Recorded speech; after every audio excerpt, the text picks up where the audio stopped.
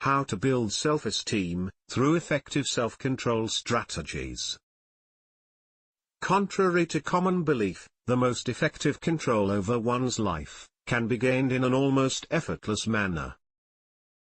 The truly empowered person has it together, exudes a glowing poise that is apparent to others. Here are 10 steps, whereby you can begin experience empowerment in your own life. 1. Start from where you are, and take one step at a time. When you think about it, that's the only place you can start, where you are, at this moment. Begin with your present perceptions, understandings, and strengths, and move forward, one step at a time.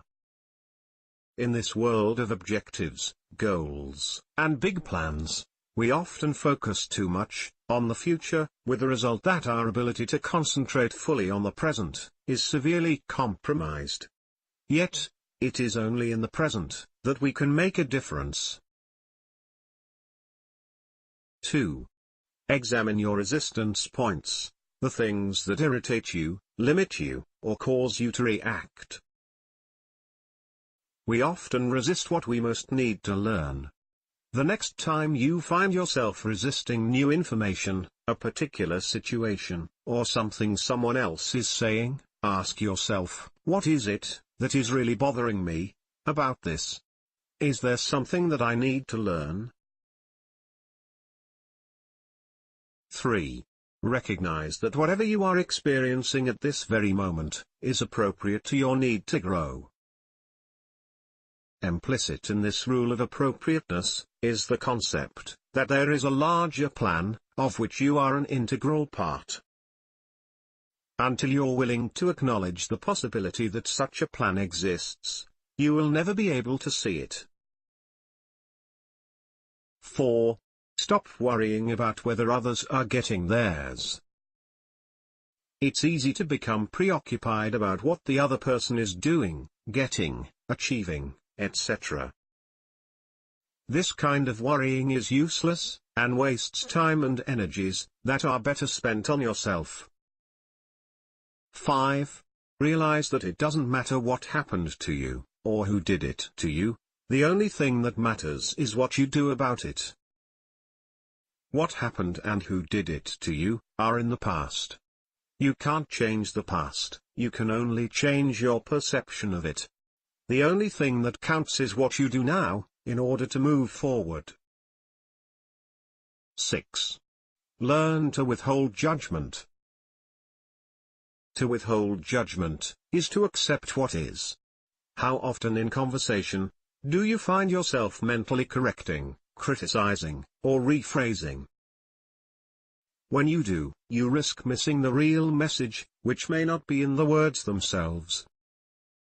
Rather than saying to yourself, "That's inaccurate," or "He is wrong," try accepting the statement as simply a representation of the way that person thinks, feels, or what she intends to convey.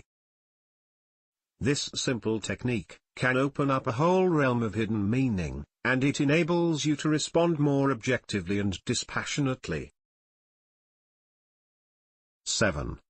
Learn to operate holistically, by opening up to the other possibilities that are always there. There is always more than one way to solve a problem. You're most likely to get stuck when you foreclose your options by setting up conditions, demands, expectations, fears, positions and prejudices. 8. Complete your unfinished business.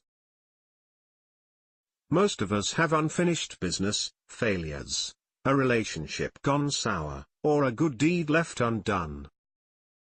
Getting beyond, completing, is not always easy, but there's a 3-step process that, if followed, can do wonders for your psyche. It's this. 1. Acknowledge the wrong, mistake, screw up, etc. to yourself. 2. Admit it to one other person, preferably the person you've wronged, and, in the latter case, apologize and ask simply, what can I do to make this right with you?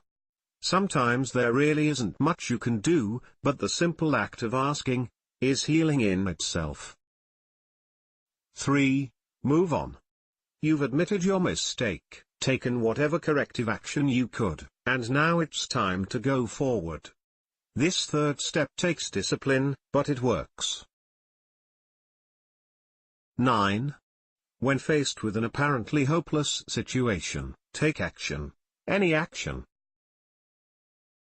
There's something called the log jam theory that applies here. When logs in a stream become all jammed up, moving any one log frees the others to move, because the act of moving a single piece creates space, which in turn allows the other pieces to move. It's important to recognize that you're not trying to reach a final solution in a single move. You're simply taking one step at a time. 10. Consider the wisdom of doing absolutely nothing.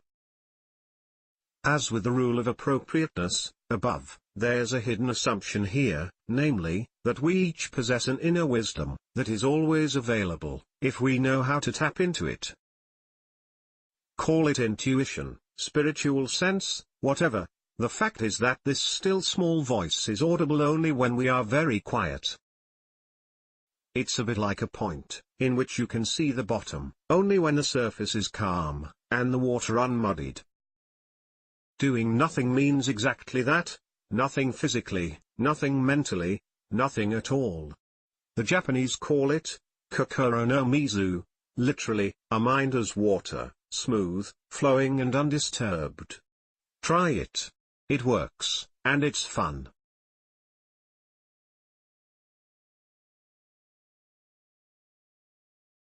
Thank you for watching. Please like this video.